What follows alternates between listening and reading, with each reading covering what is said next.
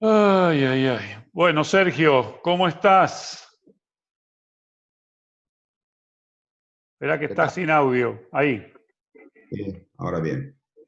Bien, bien, bien. Bueno, buenas ¿Vosotros? tardes. Te aclaro que excedimos, pero por mucho la capacidad de la reunión, así que no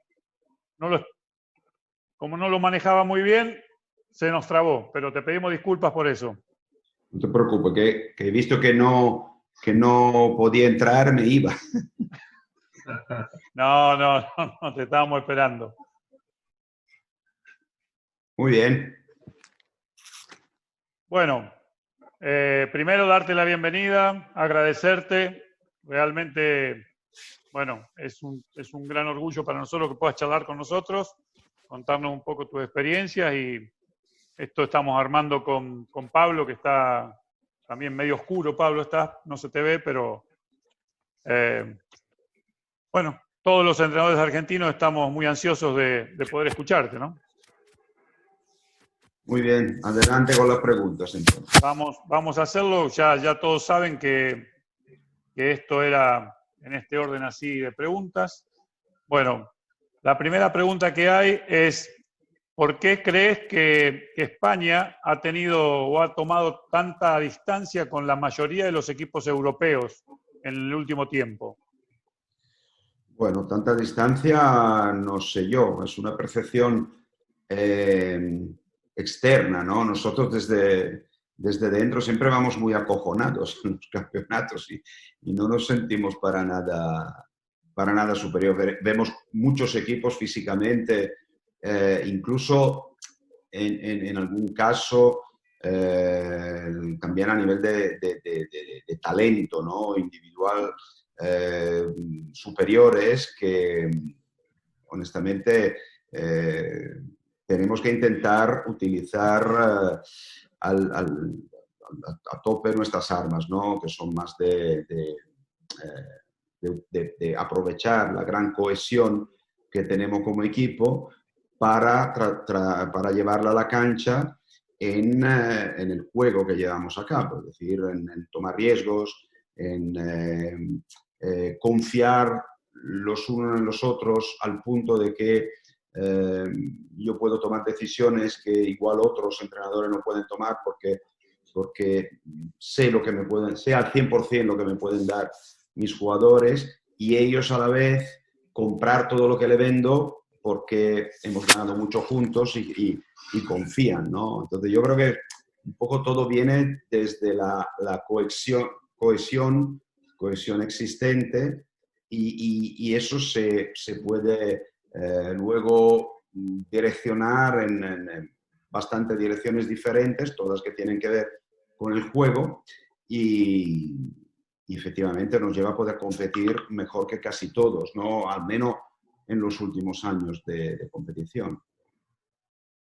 Bueno, eh, teniendo España de lo mejor de los equipos junior que hay en Europa, ¿por qué hay pocos jugadores jóvenes en los equipos de ACB? Es una buena pregunta, pero no soy el destinatario, lamentablemente. Yo soy la víctima de esta situación, ¿no? O una de las, no sé, yo creo que hay, yo creo que francamente, honestamente, sin pensar en echar cruces o culpabilidades, falta un poquito de colchón desde cuando se termina la categoría junior hasta cuando un jugador ya está maduro para poder empezar a jugar ACB. Francamente, el nivel de la competición ACB Euroliga es tan alto, tan brutalmente alto, que si tú no eres un auténtico fenómeno, es muy difícil que cuando termines June. De hecho, se ve en cuántos jugadores que luego se han convertido con el tiempo en grandes jugadores o que se le veía en las categorías inferiores como auténticos candidatos incluso a NBA, pues no están listos con 18 años. Y por eso digo que al margen de que uno pueda ser más valiente o menos valiente o que la planificación de un equipo pueda tener más o menos acierto, pero yo creo que que ahora mismo es objetivamente muy, muy difícil por el nivel de la competición, incluso por lo que se juegan económicamente los equipos, que hay equipos que apuesten para, digamos, por muchos jugadores o solo para uno o dos jugadores de 18 años. Hace falta un poquito más de tiempo, hace falta un poquito más de tiempo utilizado bien, no tiempo para ponerlos en una nevera y luego sacarlos. O haría falta, Sergio, alguna reglamentación para todos los equipos de Euroliga, cosa que la ley sea pareja, porque si vos lo haces en España nada más, estarían obviamente en desventaja con los demás. Decir, bueno, todos los equipos de Euroliga tienen que tener 2 jugadores de 18 años o menos, por ejemplo. Yo no creo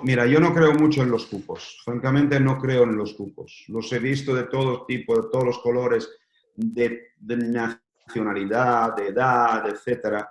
Yo creo que cuando tú pides a uno que invierta dinero, otra cosa es el baloncesto amateur, otra cosa son las categorías inferiores, donde obviamente la función formativa es la prioritaria y la absoluta, incluso debería serlo mucho más. Pero cuando ya entramos en la categoría senior profesional, donde la gente, repito, apuesta dinero, donde el equipo de la ciudad quiere subir a categoría superior, donde hace falta que la gente vaya a ver los partidos, hace falta que los patrocinadores se vuelquen. Yo francamente no veo que la solución sea la de imponer limitaciones a quien sencillamente necesita ganar. Yo creo mucho más en la creación de, bueno, en primer lugar, en el salvaguardar que en las categorías inferiores realmente se haga formación, incluso con normas mucho más restrictivas. Y segundo, pues volver a crear una categoría que sea una categoría sub-20, sub-21, que sea una categoría, una obligatoriedad de segundo equipos, como es en Rusia, por ejemplo, con una competición bonita para segundo equipo. Las fórmulas se encuentran, pero desde luego, francamente, yo la de los cupos, sinceramente, no hay una vez que hay un cupo, hay una trampa. Una vez que hay una trampa, hay una retrampa de otro honestamente, entiendo que cuando uno mete dinero, y a veces mucho, y se la juega para intentar ir hacia arriba en el baloncesto, tiene que hacerlo con todas las armas que tiene a disposición. Bien. Como italiano, la pregunta que han hecho es, como italiano, ¿cuál es tu opinión del, entre comillas, pobre desempeño de la selección italiana de los últimos tiempos? Esa es una pregunta delicada y complicada, ¿no? Porque ha habido grandes entrenadores, incluso ha habido grandes jugadores. Probablemente puedo dar una respuesta al menos desde fuera. Seguramente ha faltado, digamos, un par de jugadores más, es decir, que han tenido siempre en los últimos años 3, 4 jugadores de absoluto nivel internacional, pero con 3, 4 no basta. Y segundo, no he tenido la sensación de un equipo que fuera capaz de compensar con cualidades mentales, morales o como quieras llamarlas, digamos, un nivel competitivo bueno, pero no extraordinario. Es decir, no he tenido una sensación de equipos realmente tan duros y tan competitivos y tan exigentes consigo mismo y tan ambiciosos como para realmente no conformarse con unas cuantas prestaciones dignas, pero efectivamente ninguna sobresaliente. Bueno, la siguiente pregunta es relacionada al cambio generacional que va a tener obviamente España, como nosotros también lo hemos tenido. Y aparte de eso, este momento de esta pandemia, el hecho de que haya cortado los Juegos Olímpicos que venían ya, ¿cómo crees que va a reaccionar competitivamente la selección ante eso? yo qué sé. Ojalá lo supiera, ¿no? Yo me voy a comprometer durante un ciclo olímpico más, probablemente, y lo hago a sabienda que desde luego va a ser, no digo imposible, porque en el deporte nada es imposible, pero muy complicado mantener el mismo nivel de competición, ¿no? Han salido muchísimos jugadores que han sido realmente capaces de marcar una época. El recambio es obvio y evidente y era normal esperárselo. Yo creo que era imposible esperarse lo contrario. No va a poder abastecer al equipo de la misma cantidad de talento. Pues digamos, el desafío que nos hemos puesto es de que digamos, esta curva, este sinusoide, ¿no? Que siempre es el ciclo de los equipos, no vaya a tocar un pico muy bajo. Es decir, que pueda ser sostenible y que pueda mantener un nivel de competitividad aceptable. Tenemos recursos que son un poco la evidencia de estos años y que los jugadores hayan sido capaces de comunicar a los que venían detrás cuáles eran los valores fundamentales, ¿no?, de este equipo. El famoso legado.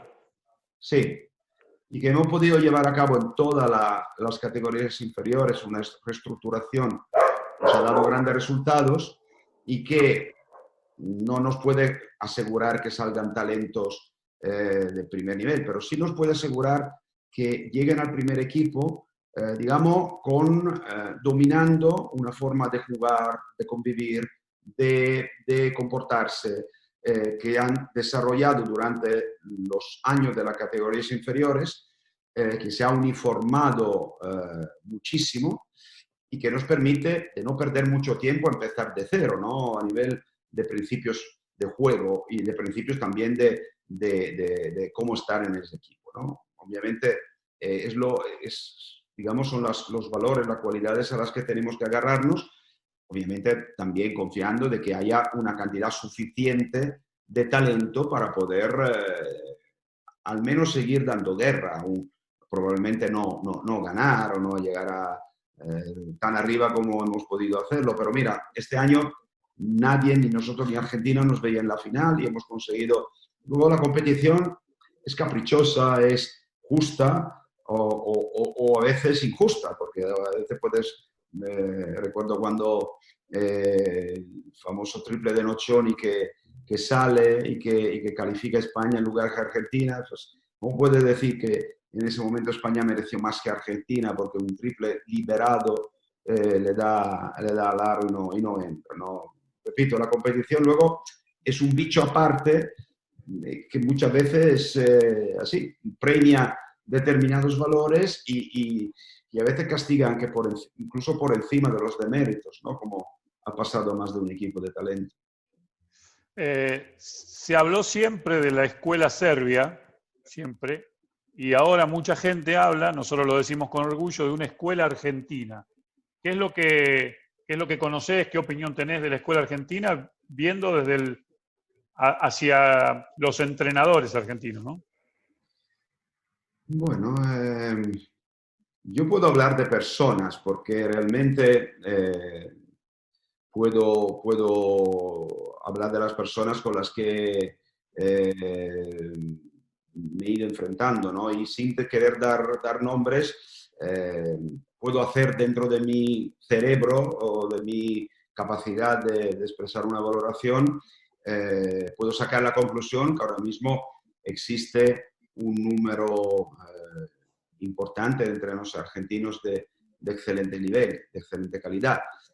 Desconozco, francamente, lo que está detrás a nivel de escuela, ¿no? Es decir, para hablar de escuela, yo creo que hay que reconocer situaciones en las que los entrenadores se forman, los principios que siguen, qué se hace para que efectivamente crezcan como escuela y no como grandes individuos. Es decir, esa faceta yo la desconozco y no me permito de poder opinar sobre ella porque sería bastante poco chapucero, ¿no? Como los que van al bar y hablan de fútbol y que siempre sabe la alineación más que el entrenador de turno, ¿no? Pero sí que puedo decir a nivel de calidad individual de los que conozco, de los que, contra los que he jugado, no sé, de Sergio, de Julio, de Fernando Duró, de Che, es decir, digamos, los que al final tú te haces una opinión cuando juegas contra los entrenadores, ¿no? Es cuando digamos, pruebas un poquito cuál es, ¿no? la real consistencia más allá de lo que se escribe, lo que se dice, de los resultados, etcétera, etcétera, ¿no?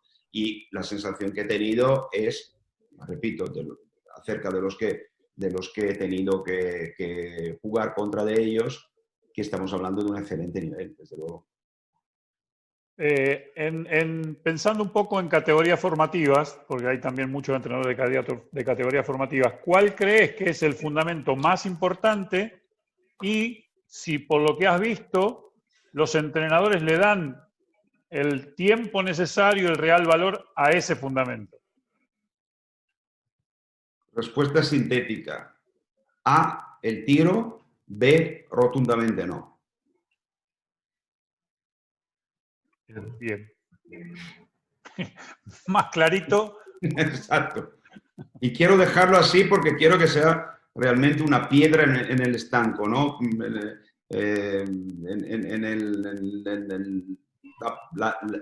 no queden dudas.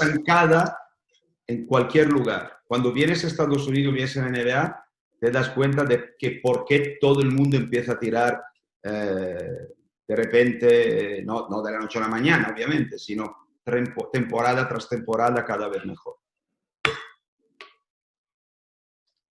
Bien.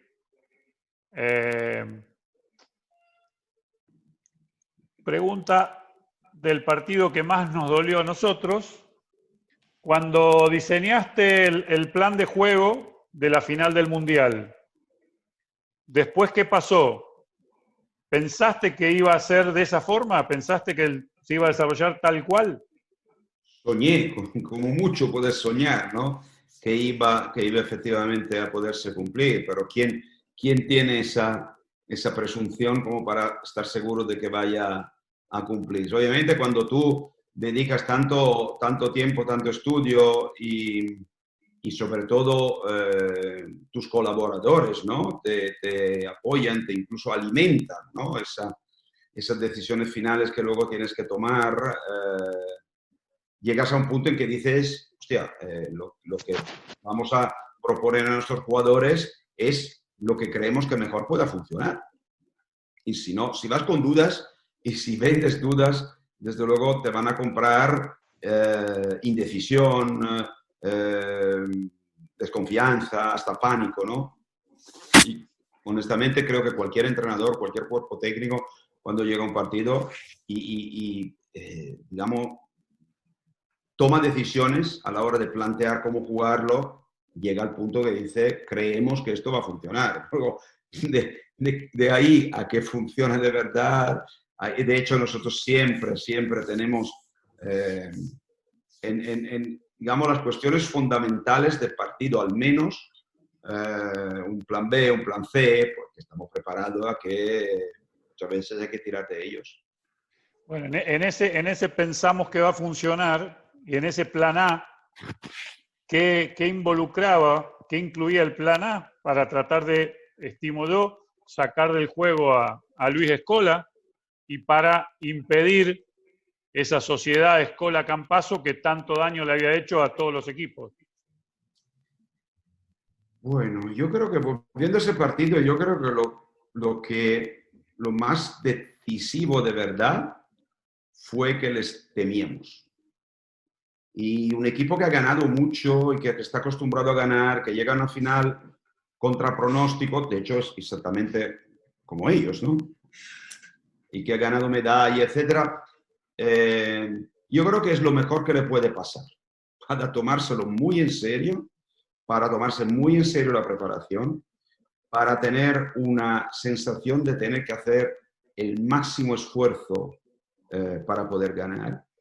Y eso yo creo que lo conseguimos. Es decir, que nuestros jugadores entraron en el partido con un respeto alto y incluso una pequeña dosis de sano calle de cara al partido, ¿no? Y luego vienen los temas tácticos, ¿no? Esos vienen después, eso te puede ir bien, te puede ir mal. Obviamente, no, perdón. Después de eso vienen los temas técnicos. Es decir, que individualmente los jugadores que tienen que ir al campo sean capaces de llevar a cabo la tarea que se les propone. Y creo que Ricky, que era nuestra elección semi-obligada, ¿no?, en la defensa del Facu, y Piero Oriola, que no era una opción obligada, sino que era una opción que efectivamente nos inventamos un poquito porque creíamos que podía tener las características adecuadas para ponerle a Luis las cosas complicadas, fueran los adecuados y de hecho así fue. Es decir, mérito de ellos. Es decir, individualmente hicieron un gran trabajo. Y luego, ¿qué pasa? ¿Qué queda, digamos, a nivel colectivo, a nivel táctico? Sencillamente que lo que queríamos era dejar a estos jugadores cuanto más posible en una acción de uno contra uno o de uno contra el aro, si queremos, intentar quitar todo lo posible la conexión entre ellos. Es decir, que, dicho de otra manera, cuando Facu la tenía, no tuviéramos que ayudar desde el hombre de Scola, incluso cuando el bloqueo directo, y cuando Scola la tenía, bueno, primero que la tuviera lo menos posible, y cuando Scola la tenía, que no fuera, digamos, no tuviera la libertad de poder jugar su uno contra uno, que es realmente muy eficaz. Es decir, al final, romper un poco la conexión cuando se establece, cuando el defensor de uno va a ayudar hacia el otro, y cuando en función de como siempre, tú haces una lista de prioridad, ¿no? Lo que quieres quitar, sí o sí. Lo que, hostia, si lo podemos quitar, nos vendría muy bien. Lo que, bueno, oye, si pasa esto, mala suerte, pero lo asumimos. Y lo que, bueno, asumimos totalmente que puedan, y si nos matan haciendo aquello, pues le daremos la mano al final y le felicitaremos. Eso ha sido un poco, ¿no?, el proceso que nos ha llevado a conceder alguna cosa a Campazzo y no otras, y alguna cosa a Scola y no otras, y a hacer algún cambio dentro de nuestro, digamos, quinteto titular, de los marcajes, etcétera. Pero repito, lo pondría realmente en el tercer lugar, ¿eh? Yo pondría los otros 2 puntos por encima de esto. Bien. La otra pregunta es, ¿cuán difícil es manejar los egos en un equipo plagado de estrellas como la selección de España, ¿no? Donde obviamente todos individualmente son superestrellas? ¿Cuán difícil es ponerlos al servicio del equipo? Bueno, es nuestro trabajo, ¿no? Y yo creo que, mira, un día hablaba con un amigo de mi ciudad, que más ha sido una de las ciudades más golpeadas por el virus, ¿no? Brescia, en Lombardía. Y hablábamos de él también, obviamente no a nivel profesional, pero se ha dedicado a entrenar baloncesto y entrenar en las categorías inferiores, pero muy inferiores, es decir, con gente que ha tenido otros trabajos, etcétera, etcétera. Y me contaba lo difícil que es con gente no profesional hacer que cuando vienen a tomarse su hora y media de diversión al final de la jornada laboral, no se la quisieran tirar todas y no se pelearan cada vez que uno no le pasaba la pelota al otro. Y no uno se la cogiera y la botara y el otro no dijera, esto aquí para divertirme, ataco y defender, bueno, si me acuerdo. Es decir, al final son problemas que tenemos todos los entrenadores a todos los niveles. Obviamente, como decía al inicio, tenemos una gran ventaja, ¿no? Que cuando hay una confianza muy fuerte, también en la posibilidad de ganar, que eso te hace un poco más predispuesto a los sacrificios. ¿Cuántas veces hemos oído hablar a jugadores diciendo, bueno, he tenido un rol inferior a lo que estoy acostumbrado en mi equipo, lo que esperaba y tal. Pero bueno, hemos ganado y al final lo que importa es eso, ¿no? Como que eso lo cura un poco todo, ¿no? Entonces, la confianza de que haciendo renuncias individuales podemos ganar está ahí. Y está ahí sencillamente porque se alimenta por los hechos, por el hecho de haber ganado mucho haciendo determinadas cosas o no haciendo determinadas cosas. Y luego hay digamos, como decía antes, un legado de que cuando se llega a la selección, lo que tú estás acostumbrado a hacer en tu club, tu ego, ahí todo eso queda en un rincón. ¿Y cuál es la gran fuerza de este equipo? Que lo demuestran los líderes. Es decir, yo nunca tengo que reprochar egoísmo, falta de compromiso, falta de profesionalidad a uno de los grandes. Nunca. Porque le puedo decir, corregir. Le puedo decir, mira, no me gusta que hagas eso, haz esto. Es decir, correcciones técnicas, tácticas, etcétera. Pero nunca he tenido, no recuerdo de haber tenido que hacer una corrección o una reprimenda sobre algún valor fundamental de la vida de los pilares de la vida de un equipo a los líderes. Entonces, los que vienen detrás, cuando ven esto, dicen, espera. Y no te digo que no ha habido situación en la que uno lo ha intentado o le ha salido por no ser capaz de mantener bien bajo control su ego. No le ha ido bien.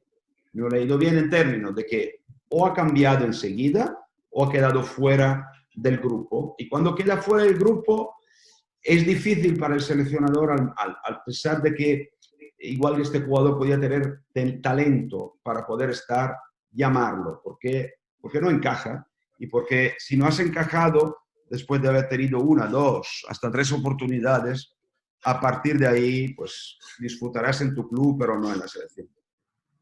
Bueno, un poco en función de eso, una de las preguntas apunta a algo que fue muy claro en el partido semifinal, que fue Ricky Rubio jugando un primer tiempo con una mentalidad más ofensiva que de equipo, y un segundo tiempo y una prórroga brillante al servicio del equipo que creo que fue clave, ¿no? en la definición del juego. Ese cambio que tuvo Ricky Rubio entre el primer tiempo y el segundo, ¿qué incidencia tuviste o tuvo el cuerpo técnico ahí? Bueno, hombre, la cosa del vestuario obviamente se queda en el vestuario, ¿no? Pero honestamente, raramente, como decía, detecto egoísmo. A veces es una ansiedad de querer ayudar y de no identificar con claridad cuál es el camino mejor para ayudar, ¿no? Entonces, a ese punto, en esas situaciones, yo prefiero siempre reafirmar lo que queremos hacer. Más que decir, dejemos de hacer esto, no hagas esto. Yo prefiero, tanto los jugadores son inteligentes, al menos tengo suerte de tener jugadores inteligentes. Si tú le dices o dices a todo el equipo, tenemos que hacer A, B, C y solo esto, por favor. Estamos debajo del marcador, es un rival fortísimo. Yo creo que estas son las cosas que tenemos que hacer. Obviamente, dentro de esas, probablemente no entraban lo de forzar tiros, lo de, sobre todo de abusar en el tiro de 2 puntos en penetración contra pívot, que hoy mismo en el baloncesto además tiene muy poca cabida, ¿no? Sencillamente reafirmando lo que tienes que hacer, automáticamente le mandas una recomendación a todos los jugadores en evitar o hacia evitar de hacer lo que creemos que no vaya a funcionar. Bien. Sergio, la pregunta va por 2. Una, ¿cómo, acostumbrado a ser entrenador jefe, cómo pudiste adaptarte en el equipo de la NBA a ser asistente? Y si fuiste asistente en algún momento, que no tengo conocimiento de eso, no tenemos. Yo he nacido como entrenador de cantera y como asistente. Yo no he entrenado casi en las categorías inferiores. Solo entrené un año en Serie D, por entonces, cuando hacía la mili. Por entonces la mili era obligatoria y nos concentraban 15 jugadores y 3 entrenadores cerca de Roma y jugamos un campeonato. Era una experiencia tremenda porque éramos todos jugadores recién salidos de la universidad o de la cantera y competíamos contra jugadores profesionales. Entonces había A1, A2 y B, la tercera